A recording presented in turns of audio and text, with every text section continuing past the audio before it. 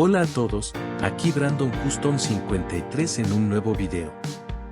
Te muestro cómo quedó el casting que trabajé en esta serie de tutoriales que hice para el canal. Definitivamente es un gran auto. Tiene una vibra de autodrift y eso me gusta mucho.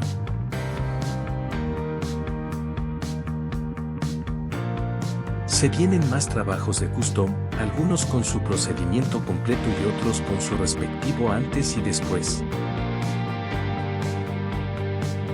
Muchas gracias por ver la serie completa de videos de este casting, se aprecia mucho. Les dejo las últimas tomas y nos vemos en el siguiente video.